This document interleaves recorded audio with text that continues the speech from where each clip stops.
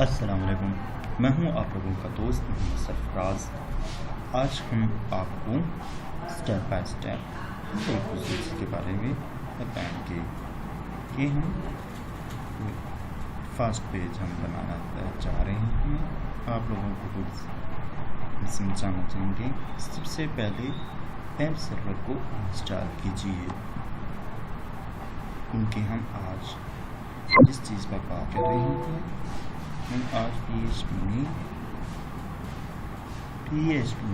Variable को print कराना सिखाएंगे आपको।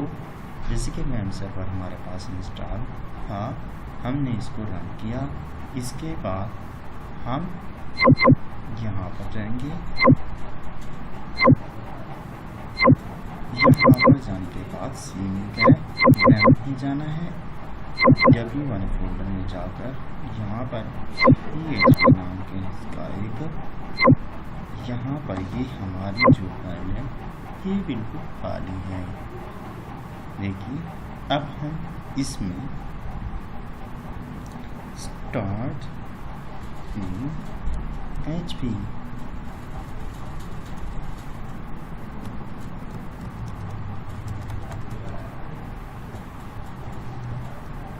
से कैसे क्लोज करते हैं। अब हम एक वेरिएबल लेते हैं, $name इक्वल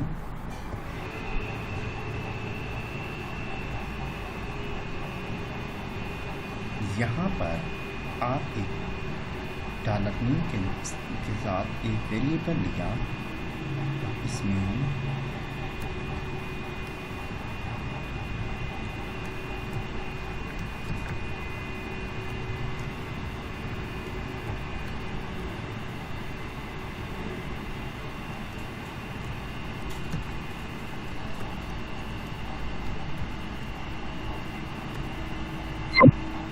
जैसे कि आपको अब हम इस वेरिएबल को प्रिंट कराना चाहते हैं। अब हम इस वेरिएबल को प्रिंट कराना चाहते हैं तो हमें एगो का टैग एगो यूज़ करना पड़ेगा। इसके बाद हम $नेम यानी वेरिएबल का नेम देते हैं। आइए अब देखते हैं कि क्या हमारा ये प्रिंट हो के आता है या नहीं। क्या ये प्रिंट हो के आता है या नहीं, तो देखते हैं PHP में वेरिएबल्स को किस तरह प्रिंट किया जाता है।